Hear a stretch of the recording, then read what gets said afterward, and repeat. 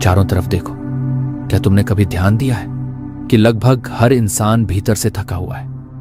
कोई पैसों के पीछे भागते भागते टूट चुका है, कोई रिश्तों में उलझा हुआ है, कोई रात भर अपने ही विचारों से लड़ता रहता है। बाहर से लोग सामान्य दिखते हैं, पर अंदर उनका मन हर दिन युद्ध लड़ रहा है।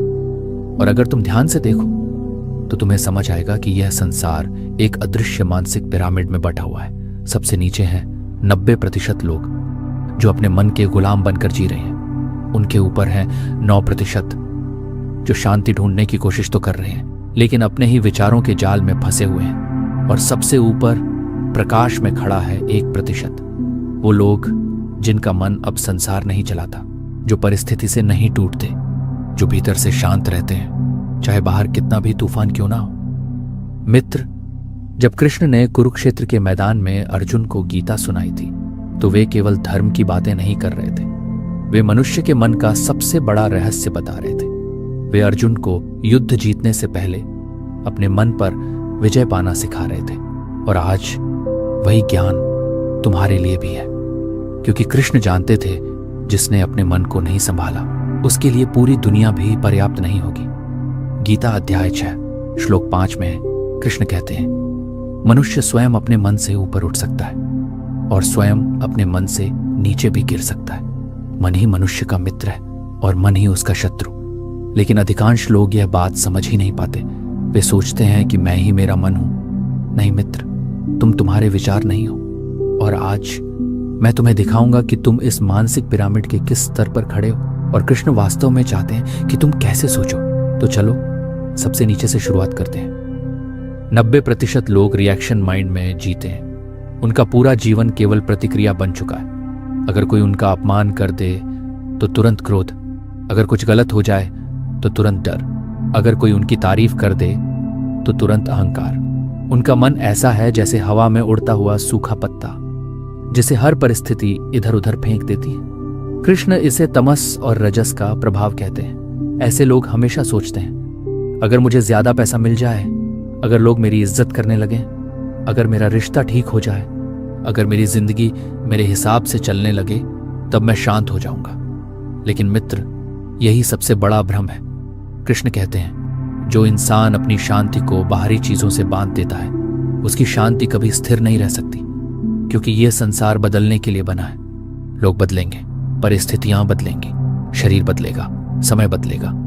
और अगर तुम्हारा मन इन बदलती चीजों से बंधा है तो तुम्हारा जीवन चिंता और डर से भर जाएगा। फिर एक दिन 90% की पीड़ा इंसान को भीतर से तोड़ने लगती है और तब वह ऊपर चढ़ता है 9% में।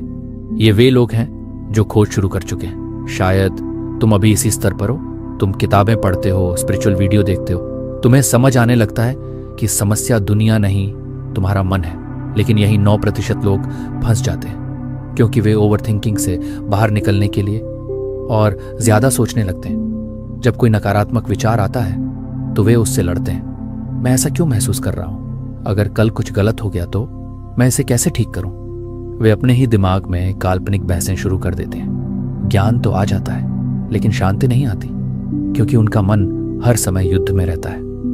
गीता अध्याय 2 श्लोक 67 में कृष्ण चेतावनी देते हैं, जिस प्रकार तेज हवा पानी में चल रही नाव को बहा ले जाती है, उसी प्रकार भटकता हुआ मन मनुष्य की बुद्धि को बहा ले जाता है। मित्र, 9% लोग इसलिए थक चुके हैं क्योंकि वे अपने मन से लड़ रहे हैं। लेकिन कृष्ण नहीं चाहते कि तुम अपने मन से युद्ध करो। वे चाहते हैं कि तुम उससे ऊपर उठो, और यही तुम्हें ले जाता है उस 1% तक। यही वह अवस्था है जहां कृष्ण वास्तव में चाहते हैं कि तुम पहुंचो। 1% लोग साक्षी भाव में जीते हैं। उन्होंने एक गहरा सत्य समझ लिया है, मैं मेरे विचार नहीं हूं, मैं वह शांत चेतना हूं जो विचारों को आते जाते देख रही है। जब डर का विचार आता है तो वे 90% की तरह घबराते नहीं, वे 9% की तरह उससे लड़ते भी नहीं। वे बस उसे देखते हैं। अच्छा, इस समय मेरा मन डर महसूस कर रहा है, बस इतना। और क्योंकि वे उस विचार को ऊर्जा नहीं देते, वह विचार धीरे धीरे अपने आप खत्म हो जाता है। कृष्ण अध्याय 6 श्लोक 26 में कहते हैं, मन जहां जहां भटके उसे बार बार वापस लाकर आत्मा में स्थिर करो। यही रहस्य है मित्र। अपने विचारों के तूफान में मत कूदो, आकाश बनो। विचार केवल बादल हैं, कुछ काले कुछ सफेद, लेकिन कोई भी बादल आकाश को नुकसान नहीं पहुंचा सकता। जिस दिन तुमने अपने आप को अपने विचारों से अलग कर लिया, उस दिन तुम्हारे भीतर एक नई शक्ति जन्म लेगी। तब तुम कर्म करोगे, लेकिन चिंता के बोझ के बिना। तब तुम अपना कर्तव्य निभाओगे, लेकिन डर के बिना। यही निष्काम कर्म है। मित्र, तुम बहुत समय अंधेरे वाले 90% में जी चुके हो। तुम बहुत समय 9% की मानसिक थकान में फंसे रहे हो। अब प्रकाश में आने का समय है। आज से अपने मन से लड़ना बंद करो।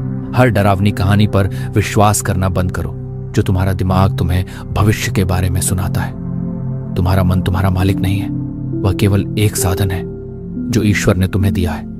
उसका उपयोग करो, लेकिन उसे तुम्हारा उपयोग मत करने दो। एक कदम पीछे हटो, शांत हो जाओ, साक्षी बनो और उस 1% में अपना स्थान लो जहां वह शांति तुम्हारी प्रतीक्षा कर रही है।